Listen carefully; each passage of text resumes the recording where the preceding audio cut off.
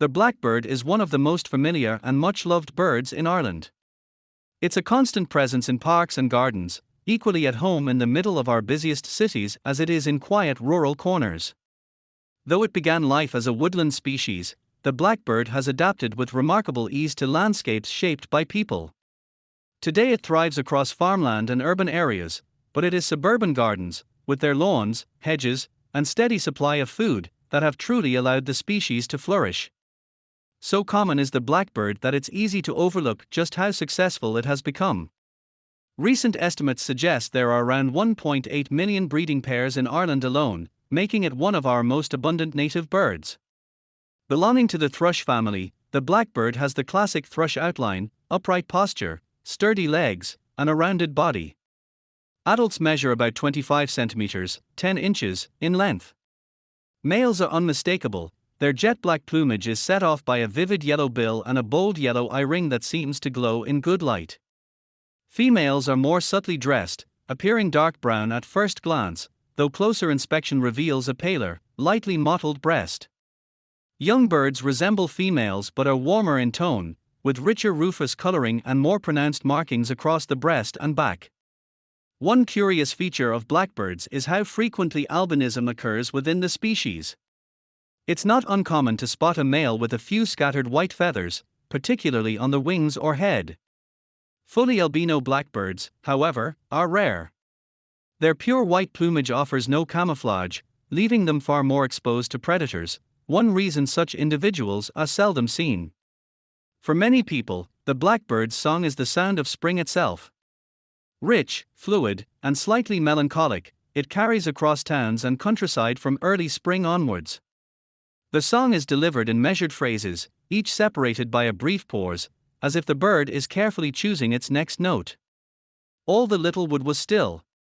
As if it waited so, until some blackbird on an outpost yew, watching the slow procession through, lifted his yellow beak at last, to whistle that the line had passed.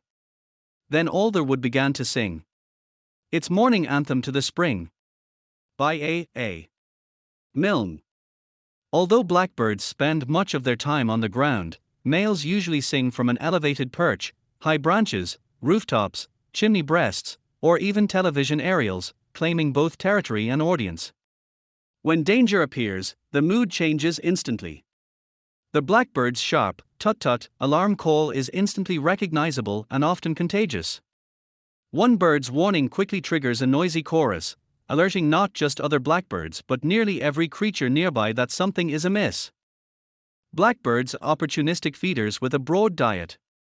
They eat worms, insects, grubs, and snails, along with berries and fallen fruit, and they'll readily take advantage of kitchen scraps left out in gardens. Their foraging style is familiar to anyone who has watched a lawn closely: short hops, sudden stops, head tilted sideways as they listen intently for movement underground. In autumn, the telltale sound of rustling leaves beneath hedges often betrays a blackbird busy turning over leaf litter in search of hidden prey.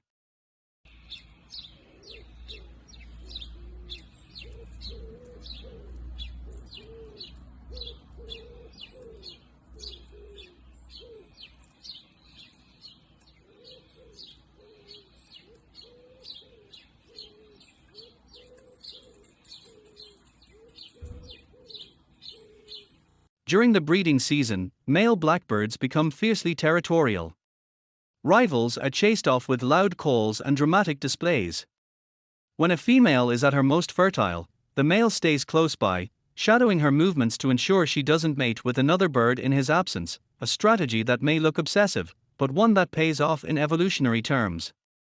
Breeding begins in early spring and can continue well into summer, with pairs often raising 2 or even 3 broods in a single season.